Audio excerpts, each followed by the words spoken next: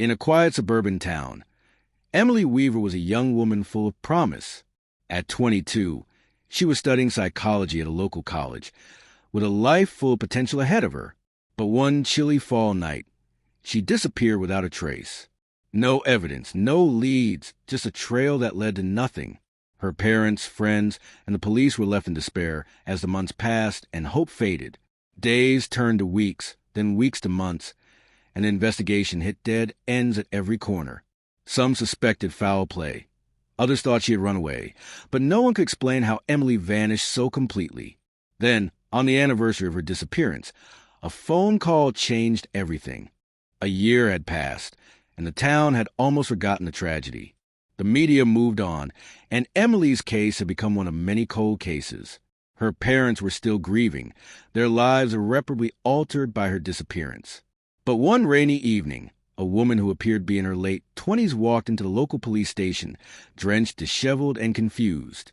She didn't recognize anyone, and when asked her name, she simply said, "Emily Weaver." The room fell silent. It couldn't be her.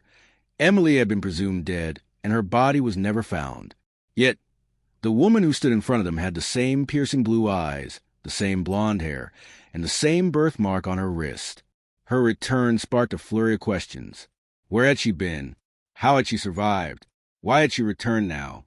But Emily couldn't, or wouldn't, remember anything from the last year. She claimed to have been living in a remote cabin, isolated, with no recollection of the time that passed. Her family and friends were overjoyed to see her again, but something wasn't quite right.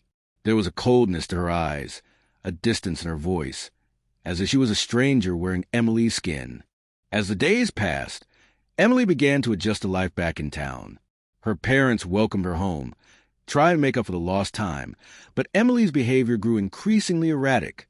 She would stare off into the distance for hours, murmuring things under her breath, as though she were remembering something that couldn't quite surface. Her friends noticed how different she had become. She was no longer the bubbly, kind-hearted girl they once knew. There was something darker inside her now. Then the strange events began. Objects moved in her room when no one was there. Her voice sometimes seemed to speak in strange whispers. She would become paranoid, claiming she saw people watching her from the shadows, and then suddenly speak of things from her past she could not have known. One evening, as Emily sat in her childhood bedroom, staring at a family photograph, she suddenly gasped. Her eyes widened in horror as she stared at the photo of herself.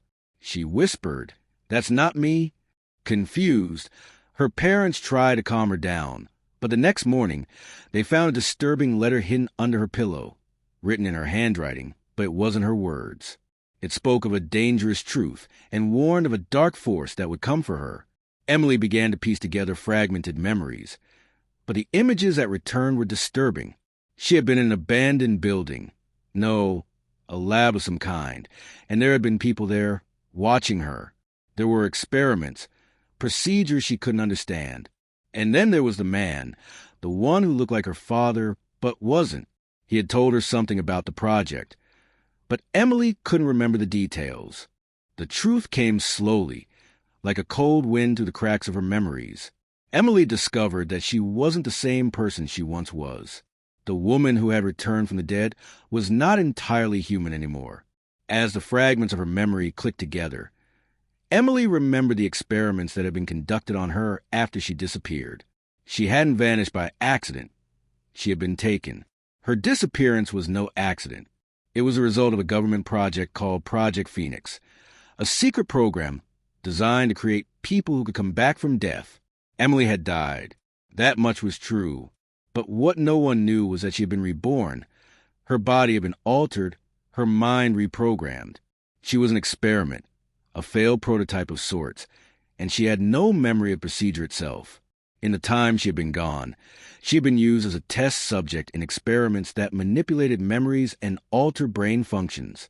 The scientist who had overseen her death and rebirth, a man named Dr. Leonard Marks, had worked for a shadowy government faction focused on immortality. Emily had been his most ambitious project, and now that she had returned, they wanted her back. Emily now knew she had not escaped her fate. The men who had once controlled her life were coming for her again. They want to complete the process, and they would stop at nothing to get her back. Emily had two choices: run and hide, or face the darkness head-on. But she knew she couldn't keep hiding from her past forever. With the help of her friends, she decided to confront the people who had done this to her and find out how to stop their experiments. In a thrilling climax, Emily uncovered a hidden laboratory beneath the city, where the true nature of Project Phoenix was revealed. The experiments were far from over. They had simply moved on to new subjects. Emily learned that the entire program had been part of a much larger conspiracy, and she was the key to unraveling it all. In a final confrontation with Dr. Marks, Emily was forced to choose whether to let the program continue or to destroy it. But the man who had once been her creator offered her a chilling ultimatum: join him. And she could have everything: her past life, her memories, and more power than she had ever imagined. But accepting would mean becoming a tool for the government, an eternal puppet. In the end, Emily chose her own fate. She destroyed the lab, stopping the program and setting free the others who had been trapped in the same cycle she had. Her last act was one of defiance against the system that had stolen her identity and her life.